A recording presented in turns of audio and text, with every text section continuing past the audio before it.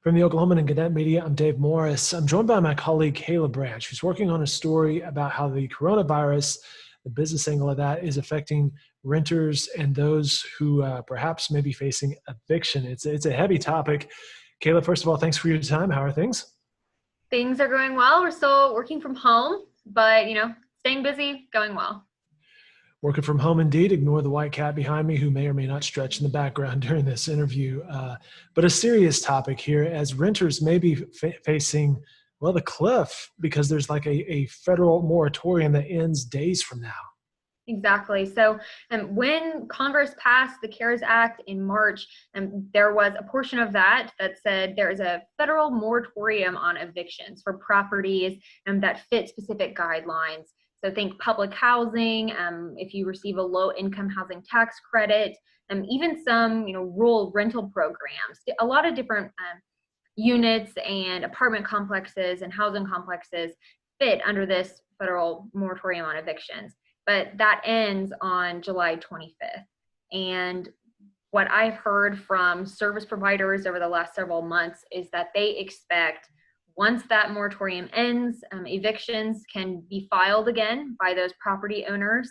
And within, after 30 days, people can start to be evicted. And they have used the term a flood is what they expect of people who lose their homes and may end up in homelessness and will definitely be needing a lot of assistance.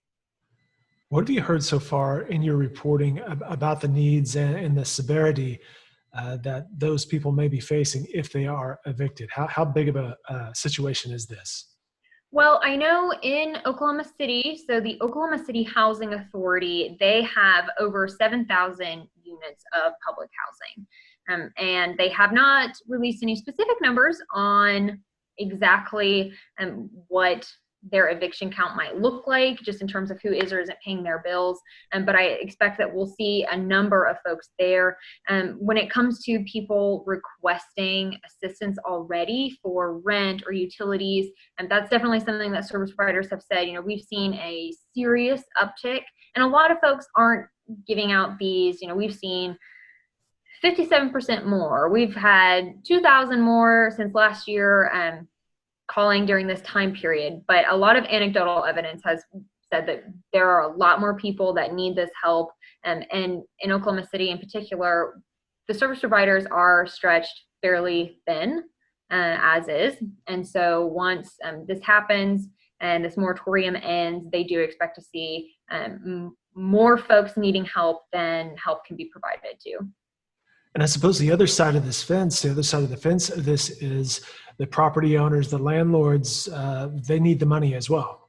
Exactly, yeah. So what we've heard previously from, like you mentioned, property owners, mortgage lenders is, I have bills to pay as well. And during this time, there have been talks of folks who have been working with their renters or the folks living in their properties to come up with different solutions. If you've lost your job because of the pandemic and you can't pay your rent, people have said, reach out to your landlords, talk to them, let them know what's going on, and they'll work with you. I mean, it seems like there are cases where that is happening. But yeah, these people have said, I don't want to evict someone. It is a costly process to find a new tenant, and that can be a headache for people. But I have to pay the mortgage on my house or this property, and if I don't, I will lose a large portion of my income as well. So it's definitely an issue that has a lot of different layers. And that's why so many people have been calling for additional action from the state government, from local entities, and from the federal government to maybe even extend the moratorium, which so far has not happened. Yeah, that was my final question, or would have been my final question to you, Kayla, is what possibly may happen next? Is this moratorium for sure going to lift at that point, or could there be an extension? Are you hearing anything different from state and city leaders about possible assistance? Yeah, so on the federal level, definitely there have been asks, but so far, July 25th is that date. And there have been talks in Oklahoma. Actually, a couple of weeks ago, the Tulsa City Council passed a resolution asking Oklahoma Governor Kevin Stitt to issue a statewide moratorium on evictions.